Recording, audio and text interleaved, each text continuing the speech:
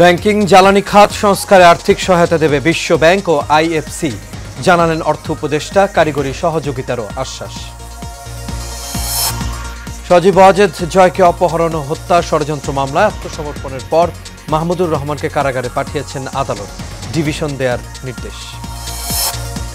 এবং কুষ্টিয়ার খোকসায় মাইক্রোবাসের চাপায় 4 শিশুর প্রাণহানি, আহত 1 জন, এলাকায় শোকের মাতম।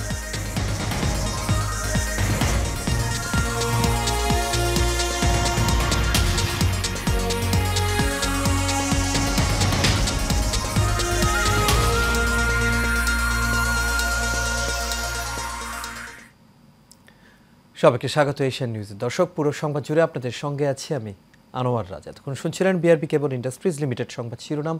এবার চলে যাচ্ছি পুরো খবরে। ব্যাংকিং, রাজস্ব ও জ্বালানি খাত সংস্কার সহ আর্থিক উন্নয়ন এবং আর্থ-সামাজিক উন্নয়নে বিশ্ব ব্যাংক এবং ইন্টারন্যাশনাল ফাইন্যান্স কর্পোরেশন আইএফসি সহায়তা করবে বলে জানিয়েছেন অর্থ উপদেষ্টা ডক্টর সালাউদ্দিন আহমেদ। সচিবালয়ে বিশ্ব ব্যাংক এবং ইন্টারন্যাশনাল ফাইন্যান্স কর্পোরেশনের প্রতিনিধি দলের সাক্ষাৎ শেষে সাংবাদিকদের এই কথা বলেন তিনি। অর্থ উপদেষ্টা এ সময় আরও জানান, অন্তর্বর্তী সরকারের কর্মকাণ্ডে ইতিবাচক মনোভাব জানিয়েছে বিশ্ব ব্যাংক। বিস্তারিত নূর মোহাম্মদ ভুইয়ার রিপোর্টে। সচিবালয় অর্থ মন্ত্রণালয়ে দেশের চলমান আর্থিক সংস্কারের বেশ কিছু বিষয় নিয়ে বিশ্ব ব্যাংক এবং ইন্টারন্যাশনাল ফাইন্যান্স কর্পোরেশন আইএফসি প্রতিনিধি দলের সাথে সাক্ষাৎ করেন অর্থ উপদেষ্টা ডক্টর সালাউদ্দিন আহমেদ। বৈঠক শেষে সাংবাদিকদের অর্থ উপদেষ্টা বলেন, অর্থনৈতিক খাত ও জাতীয় রাজস্ব বোর্ড সংস্কারের বিষয়ে আলোচনা হয়েছে। আর্থিক সহায়তা দেবে, কারিগরি সহায়তা দেবে, ব্যাংকিং সেক্টর রিফর্ম আছে, এনবিআর রিফর্ম আছে, তারপর ওদিকে আবার এনার্জি সেক্টরে কিছু আছে। এনার্জিতে সার্বিকভাবে আমাদের আর্থিক উন্নয়নের জন্য এবং আর্থ সামাজিক উন্নয়নের জন্য ফ্লাড, পোস্ট ফ্লাড রিহ্যাবিলিটেশন, এগুলো সব ব্যাপারে আলাপ আছে। আইএফসির বিনিয়োগ নিয়ে ডক্টর সালাউদ্দিন আহমেদ বলেন, সরকারি ও বেসরকারি খাতে বিনিয়োগ করবে সংস্থাটি। কারণ প্রত্যেকটা ডোনার অন্যান্য ডোনার দেবে, সেগুলো একভাবে ইস্যু করে পরে আপনার কাছে সব জানানো হবে যখন যথাসময়ে। এটা আমরা জানাবো কোন ডোনার কি দিচ্ছে, এটা এখন না। অন্তর্বর্তী সরকারের কর্মকাণ্ডে ইতিবাচক মনোভাব বিশ্ব ব্যাংকের বলেও জানান ডক্টর সালাউদ্দিন আহমেদ। নূর মোহাম্মদ ভুঁইয়া, এশিয়ান টেলিভিশন, ঢাকা। সজীব ওয়াজেদ জয়কে অপহরণ করে হত্যার ষড়যন্ত্রের অভিযোগে করা মামলায় দৈনিক আমার দেশ পত্রিকার ভারপ্রাপ্ত সম্পাদক মাহমুদুর রহমানকে কারাগারে পাঠানোর আদেশ দিয়েছেন আদালত। ঢাকার অতিরিক্ত চিফ মেট্রোপলিটন ম্যাজিস্ট্রেট মাহবুবুল হকের আদালতে তিনি আত্মসমর্পণ করে আপিল শর্তে জামিন আবেদন করেন। শুনানি শেষে বিচারক তার জামিন আবেদন নামঞ্জুর করে কারাগারে পাঠানোর আদেশ দেন। মামলার অভিযোগ থেকে জানা যায়, 2011 সালে বিএনপির সাংস্কৃতিক সংগঠন জাসাসের সহসভাপতি মোহাম্মদ উল্লাহ মামুন সহ বিএনপি ও বিএনপির নেতৃত্বাধীন জোটভুক্ত অন্যান্য দলের উচ্চ পর্যায়ের নেতারা রাজধানীর পল্টনের জাসাস কার্যালয়ে একত্রিত হন। এ সময় আমেরিকার নিউ ইয়র্ক শহরে যুক্তরাজ্য, বাংলাদেশের বিভিন্ন এলাকার আসামিরা একত্রিত হয়ে যোগ সাজশে সাবেক প্রধানমন্ত্রী শেখ হাসিনার ছেলে সজীব ওয়াজেদ জয়কে আমেরিকায় অপহরণ করে হত্যার ষড়যন্ত্র করেন। কুষ্টিয়ার খোকসার সড়ক দুর্ঘটনায় 4 শিশু শিক্ষার্থী নিহত হয়েছে। এ সময় গুরুতর আহত হয়েছেন আরও 1 জন। সকাল 7টার দিকে খোকসা উপজেলার শিবুলিয়া কুঠিপাড়া এলাকায় কুষ্টিয়া রাজবাড়ী আঞ্চলিক মহাসড়কে এই দুর্ঘটনা ঘটে। কুষ্টিয়া হাইওয়ে থানার এসআই হারুনুর রশিদ জানান, সকালে শিমুলিয়া কুঠিপাড়া জামে মসজিদে কোরআন পড়া শেষে শিক্ষার্থীরা বাড়ি ফেরার পথে কুষ্টিয়া রাজবাড়ী আঞ্চলিক মহাসড়ক পার হচ্ছিল। আর এই সময় হঠাৎ ঢাকা থেকে কুষ্টিয়াগামী একটি মাইক্রোবাস তাদের চাপা দিয়ে পাশের পুকুরে উল্টে পড়ে। নিহতরা হলো মিম, তানজিলা ও বিথি। আহত ফাতেমা ও সাদিয়া হাসপাতালে চিকিৎসাধীন রয়েছেন।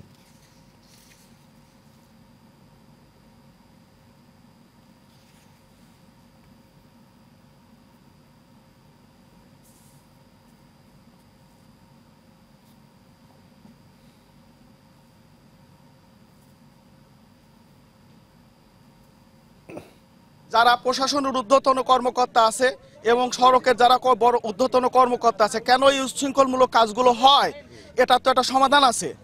তো এই সমাধানের জন্য আমরা সড়কে দাঁড়াইছি, কিন্তু এখন পর্যন্ত কোনো প্রশাসনের ঊর্ধ্বতন কর্মকর্তা আসে নাই। লাশ এখানে 3 ঘন্টা পরে থাকার পরেও থানার পুলিশ, হাইওয়ে পুলিশ 3 ঘন্টা কারোরই মুখ দেখা যায়। বৈষম্য বিরোধী আন্দোলন চলাকালীন রাজধানীর নিউ মার্কেট থানা এলাকায় ব্যবসায়ী আব্দুল ওয়াদুদ হত্যা মামলায় সাবেক আইজিপি চৌধুরী আবদুল্লাহ আল মামুনের 4 দিনের রিমান্ড মঞ্জুর করেছেন আদালত। একই মামলায় ঢাকা দক্ষিণ সিটি কর্পোরেশনের ২৬ নম্বর ওয়ার্ডের সাবেক কাউন্সিলর হাসিবুর রহমান মানিকের 5 দিনের রিমান্ড মঞ্জুর করেছেন আদালত।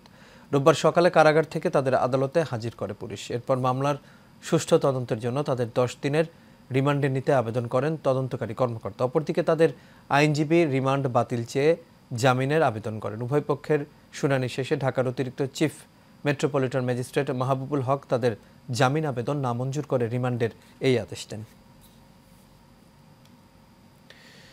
উজানের ঢল আর টানা বৃষ্টিতে তিস্তা নদীর পানি বেড়েছে। গত 24 ঘন্টায় নতুন করে বৃষ্টি না হলেও পানি বেড়েছে এই নদীর।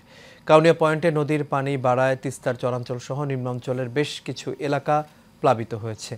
হঠাৎ পানি বেড়ে যাওয়ায় নদী ভাঙন ও ফসল নিয়ে আতঙ্কে আছে মানুষজন। রংপুরের কাউনিয়া পয়েন্টে তিস্তার পানি বিপদসীমার 33 সেন্টিমিটার উপর দিয়ে প্রবাহিত হচ্ছে। জানা গেছে বৃষ্টি আর উজানের ঢলে পানি বৃদ্ধি অব্যাহত আছে রংপুর, নীলফামারী, লালমনিরহাট, কুড়িগ্রাম ও গাইবান্ধা জেলার সব নদ নদীতে। এতে নিম্নাঞ্চল প্লাবিত হয়ে ভাঙনের ঝুঁকির মুখে পড়েছে বসতবাড়ি ও রাস্তাঘাট। একই সঙ্গে ফসলি জমিতে পানি ওঠায় নষ্ট হচ্ছে আগাম শীতকালীন শাকসবজি ও বীজতলা সহ বিভিন্ন ফসল।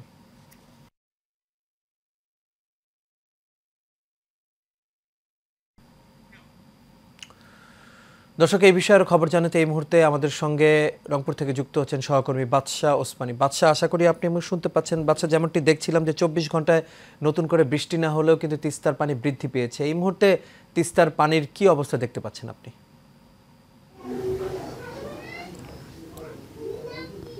রাজ, আসলে যেমনটি বলেছেন যে কিন্তু আমি যেখানে দাঁড়িয়েছি তিস্তার কিন্তু দেখেন পানি বৃদ্ধি পাওয়ার কারণে কিন্তু যে বাড়িটি দাঁড়িয়েছি বাড়িটি কিন্তু গত 3 দিন থেকে নিমজ্জিত। এখন যেখানে দাঁড়িয়েছি এখানে কিন্তু যদিও ডালিয়া পয়েন্টের কাছাকাছি এখানে একটু পানি কমতে শুরু করেছে, কিন্তু আমার সামনেই যে কাউনিয়া পয়েন্ট রয়েছে সেখানে কিন্তু পানি বাড়তে শুরু করেছে। এখানে বেশ করে আমরা প্রায় 30টির বেশি ইউনিয়ন কিন্তু রংপুর, প্রায় লালমনিরহাট এবং গাইবান্ধার এই ইউনিয়নগুলো তলিয়ে গেছে।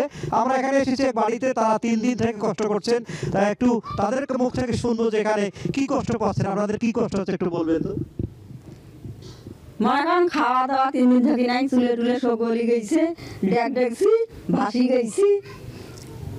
আর কি সমস্যা হচ্ছে? বিছনি টাকা ভাসি গেছি চকি এখন, আর খাওয়া দাওয়া নাই মনে করেন। আস্তা যে পিবার টাঙিয়ে আছি, দেখতে আসেন নাই এসে মেম্বারও নাই এসে চেয়ারম্যানও নাই এসে। এনাদের যারা অভিযোগ রাস্তায় কিন্তু তারা উঠে এখানে রয়েছে, এখানে রাস্তার পাশেই তারা রাস্তায় একটু উঁচু জায়গায় তারা এখানে আশ্রয় নিয়ে কিন্তু তারা রয়েছেন। তারা বারবার যেটা বলছেন যে আমাদের যে কষ্ট, আমাদের দুর্দশা দেখার জন্য কিন্তু কেউ আসেননি। তারা একটি কথা আজ বলেছেন যে এখানে কিন্তু বিশেষ করে কৃষি জমি যাদের ছিল, কৃষি ফসল, সেগুলো কিন্তু তলিয়ে যাওয়ার কারণে তারা বিপাকে পড়েছেন। এখানে আরও একটি বিষয় তারা জানিয়েছেন যে বাড়িতে আমরা রয়েছি, এখানে কিন্তু সাপের উপদ্রব রয়েছে।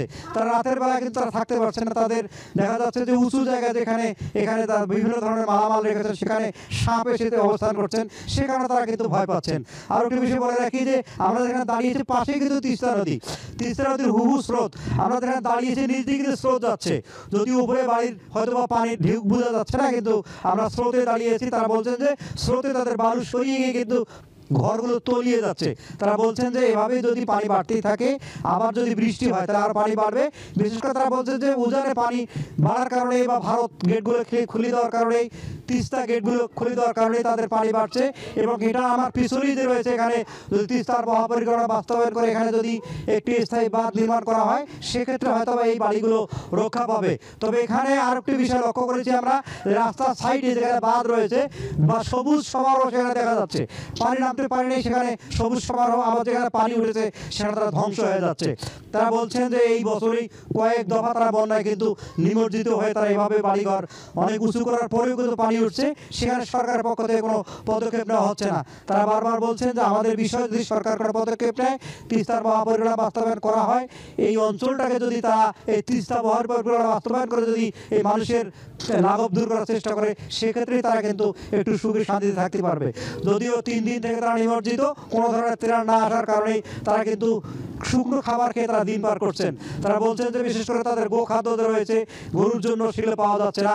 এই গরু ছাগল নিয়ে তারা বিপদে পড়েছেন। যারা এখানে হাঁস ছিল, এবার তাদের মাছ চাষ ছিল, সেগুলো কিন্তু ভেসে গেছে। তারা বলছেন যে আমাদের হাঁস ছিল, যে হাঁসগুলো আমরা তা রক্ষা করতে পারিনি, এখানে মাছ চাষ করেছিল, সে পুকুরগুলো ডুবিয়ে গিয়ে কিন্তু মাছগুলো চলে গেছে তারা বলছেন। এবং এখানে বিশেষ করে তারা যে আবাদগুলো করেন, চাষাবাদগুলো করেন, সেক্ষেত্রে তারা বিপাকে পড়েছেন। এখানে যদি দ্রুত কোনো পদক্ষেপ নেওয়া না হয়, স্থায়ী কোনো ব্যবস্থা করা হয়, দ্রুত পদক্ষেপ নিয়ে তাদের যদি উঁচু কোনো জায়গার ব্যবস্থা করা হয়, সেক্ষেত্রে হয়তো তারা এখানে শান্তিতে থাকতে পারবেন। তারা বলছেন এখানে অনেক মুরব্বী রয়েছেন, যারা অনেক বয়স্ক রয়েছেন, তারা বলছেন যে ছেলেমেয়েরা তাদের স্কুল যেতে পারেনি। এই চর অঞ্চলে যত স্কুল কলেজ রয়েছে সবগুলোতে পানি ওঠার কারণে শিশু কোনো বাচ্চা কেউ কিন্তু তারা স্কুলে যেতে পারেননি। এখানকার শিক্ষকরা বলছেন যে আমরা কোনো রকম নৌকা নিয়ে স্কুলে যারা এসেছেন, যে দ্বিতল স্কুলগুলো রয়েছে, কিন্তু কোনো ক্লাস করতে পারেননি। এখানে শিক্ষা অফিস থেকে ধরা হয়েছে কয়েক শতাধিক স্কুল রয়েছে তিস্তা পাড়ে, সব স্কুলগুলো কিন্তু যদি খোলা রয়েছে, কোনো ছাত্রছাত্রী সেখানে যেতে পারেনি। সব মিলে আজ কিন্তু এই তিস্তা পাড়ের মানুষ একটু ভয়াবহ অবস্থায় পড়েছে। তাদের যে অবস্থা আমরা দেখেছি, এবং এখানে কোনো ত্রাণ না থাকার কারণে তারা বিভাগে পড়েছে। এখন পর্যন্ত যে পানি বাড়তেইছে নিম্ন অঞ্চলে, এবং যেখানে দাঁড়িয়েছে যদি এখানে কমতেছে, কিন্তু বিশেষ করে গাইবান্ধা, কুড়িগ্রামের কিছু অঞ্চল এবং আমাদের রংপুরের কাউনিয়া এবং থেকে শুরু করে এই এখানে পীরগাছায় পানি বাড়তেছে, সেখানে কিন্তু ব্যবস্থা জরুরি নিলেই হয়তো তারা একটু সুখী থাকতে পারবে। এমনি এলাকার লোকজন দাঁড়িয়েছেন। রাজ জি বাদশাহ, আপনাকে অসংখ্য ধন্যবাদ। দর্শক, আমাদের সঙ্গে তিস্তা পানি বৃদ্ধির সবশেষ খবর নিয়ে সহকর্মী বাদশাহ ওসমানী রংপুর থেকে আমাদের সঙ্গে যুক্ত হয়েছেন। চলে যাচ্ছে পরবর্তী খবরে। যে সকল পুলিশ সদস্য কর্মস্থলে যোগ দেয়নি, তাদের বিরুদ্ধে ব্যবস্থা নেওয়ার প্রক্রিয়া শুরু হয়েছে বলে জানান Dhaka metropolitan police commissioner Mohammad Mainul Islam. দুপুরে রাজধানীর পল্টন আউটার স্টেডিয়ামে বাংলাদেশ ক্রাইম রিপোর্টার্স অ্যাসোসিয়েশন আয়োজিত ওয়ালটন ক্রাব ক্রীড়া উৎসবের ফুটবল খেলার উদ্বোধনী অনুষ্ঠানে প্রধান অতিথির বক্তব্যে এই কথা বলেন তিনি। এ সময় তিনি আরও জানান, মাদক সন্ত্রাস ও অস্ত্রধারীদের বিরুদ্ধে অভিযান চলছে। জেনেভা ক্যাম্পে অভিযানে অনেক অস্ত্র উদ্ধার হয়েছে এবং অপরাধীদের গ্রেপ্তার করা হয়েছে। এছাড়াও রাজধানীর আইনশৃঙ্খলা পরিস্থিতি উন্নয়নে পুলিশ নতুন উদ্যমে কাজ শুরু করেছে বলে জানান তিনি।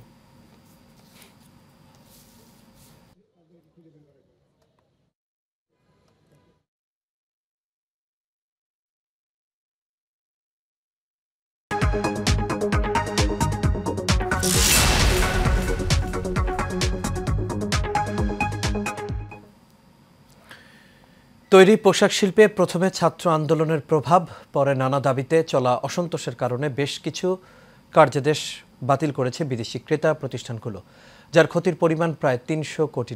অতি দ্রুত ক্রেতাদের আস্থা ফিরিয়ে আনতে না পারলে আগামীতে ক্ষতির পরিমাণ আরও বাড়তে পারে বলে আশঙ্কা ব্যবসায়ীদের। তবে স্বস্তির খবর হচ্ছে, শ্রমিকদের 18 দফা মেনে নেয়ার পর থেকে অনেকটাই স্বাভাবিক হয়ে উঠেছে শিল্পাঞ্চলের পরিবেশ। বিস্তারিত দেওয়ান ইমনের রিপোর্টে।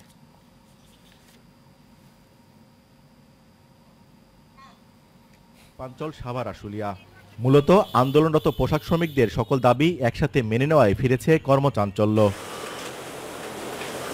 তবে ব্যবসায়ীরা বলছেন, গত কয়েক সপ্তাহ ধরে চলা আন্দোলনের কারণে ক্রয় আদেশের 20 থেকে 25% অন্য দেশে সরিয়ে নিয়েছে ক্রেতারা। তার আগে শেখ হাসিনা সরকারের পতনের শেষ 10 দিনে তৈরি পোশাক খাতে দৈনিক $16 কোটি ক্ষতি হয়েছে। আর সাম্প্রতিক অসন্তোষের কারণে দৈনিক ক্ষতি হচ্ছে $3 থেকে $4 কোটি। সব মিলিয়ে গত 3 মাসে $300 কোটি ক্রয় আদেশ বাতিল হয়েছে বলে দাবি ব্যবসায়ীদের। আমার ফ্যাক্টরির কথা যদি বলি, তাহলে ধরেন 2.5 লাখ পিস মালের মতো শিপমেন্ট আমরা করতে পারিনি। সেই ক্ষেত্রে ধরেন নিয়ার অ্যাবাউট $12 থেকে $13 লাখ শিপমেন্ট হয় নাই আমার। এই হিসাবে যদি সাভার এলাকা ধরেন 1900 থেকে 2000 ফ্যাক্টরি আছে, তো ওভারঅল যদি এখানে চিন্তা করেন, তো আমার কাছে মনে হয় যে এখানে কয়েকশো কোটি টাকা লসের প্রজেক্ট এটা হয়ে গেছে আর কি। ক্ষতিটা 3 ধরনের। একটা হচ্ছে ইনস্ট্যান্ট ক্ষতি, যে আমি কাজ না করে আমাকে বেতন দিতে হচ্ছে। দ্বিতীয় ক্ষতি হচ্ছে যে আমি যে শিপমেন্টের কারণে শিপমেন্ট করতে না পারার কারণে এয়ার শিপমেন্ট দিতে হবে।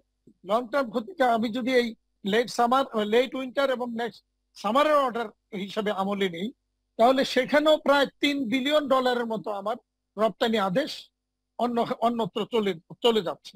আস্থার জায়গা আনতে হলে ইমিডিয়েট এই যে অসন্তোষ বা এই যে সমস্যাগুলি, এই যে শ্রমিকদের আনরেস্ট সিচুয়েশনটাকে কন্ট্রোলে আনতে হবে। অর্থনীতিবিদরা বলছেন, দেশের 85% বৈদেশিক মুদ্রায়ের মাধ্যম থেকে ইতিমধ্যেই 25% ক্রেতা মুখ ফিরিয়ে নিয়েছেন। 25% অর্ডার অলরেডি আমরা হারিয়ে ফেলেছি। সেই বায়ারদেরকে আসলে নিয়ে আসতে হইলে আমাদেরকে অবশ্যই স্থিতিশীলতা দেখাইতে হবে, অবশ্যই কারখানার পরিবেশ ভালো থাকতে হবে। কথায় কথায় কারখানার সামনে স্লোগান, কারখানা বন্ধ করা যাবে না, সেটা বিদেশিদের কাছে খুব ভালো মেসেজ যায় না। তারা মনে করে যে এত সমস্যা থাকলে বা তারা মনে করে যে সময় মতো হয়তো বা অর্ডারটা আমরা পাবো না। আশুলিয়ার বেশিরভাগ কারখানায় প্রস্তুত হয় বিশ্বের নামি দামি ব্র্যান্ডের পোশাক, যে কারণে এই অঞ্চলের যে কোনো অস্থিরতা পুরো শিল্পকে ঝুঁকিতে ফেলতে পারে। তাই তৃতীয় পক্ষের কেউ যেন সুযোগ নিয়ে এ খাতকে বিপাকে ফেলতে না পারে, সেদিকে সকলকে সতর্ক থাকার আহ্বান সংশ্লিষ্টদের। দেওয়ানিমন, এশিয়ান টেলিভিশন, সাভার। স্পাহানির পৃষ্ঠপোষকতায় আয়োজিত হচ্ছে স্পাহানির চতুর্থ বাংলাদেশ ওপেন স্কোয়াশ 2024। সকালে রাজধানী ঢাকার অলিম্পিক ভবনের ডাচ বাংলা অডিটোরিয়ামে স্পাহানির পৃষ্ঠপোষকতায় বাংলাদেশে আবারও অনুষ্ঠিত হচ্ছে আন্তর্জাতিক স্কোয়াশ টুর্নামেন্ট। স্পাহানি চতুর্থ বাংলাদেশ ওপেন স্কোয়াশ 2024 নামের এই টুর্নামেন্টে বিগত 3 বছরের মতো এবারও থাকছে একই সাথে 2টি আন্তর্জাতিক ও একটি জাতীয় প্রতিযোগিতার বিশাল আয়োজন। মিট দ্য প্রেস অনুষ্ঠানে টুর্নামেন্টের 3টি ট্রফি উন্মোচিত হয়।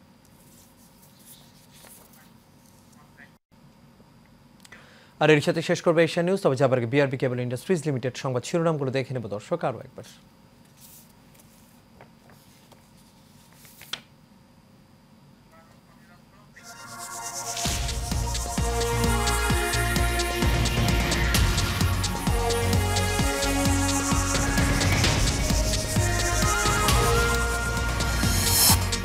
ব্যাংকিং জ্বালানি খাত সংস্কারে আর্থিক সহায়তা দেবে বিশ্ব ব্যাংক ও আইএফসি, জানালেন অর্থ উপদেষ্টা। কারিগরি সহযোগিতারও আশ্বাস। সজীব ওয়াজেদ জয়কে অপহরণ ও হত্যা ষড়যন্ত্র মামলায় আত্মসমর্পণের পর মাহমুদুর রহমানকে কারাগারে পাঠিয়েছেন আদালত, ডিভিশন দেওয়ার নির্দেশ। এবং কুষ্টিয়ার খোকসায় মাইক্রোবাসের চাপায় 4 শিশুর প্রাণহানি, আহত 1 জন, এলাকায় শোকের মাতম।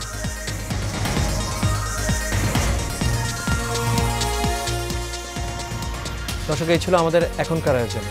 আমাদের পরবর্তী সংবাদ দেখার আমন্ত্রণ রইল। এতক্ষণ সাথে থাকার জন্য সবাইকে ধন্যবাদ।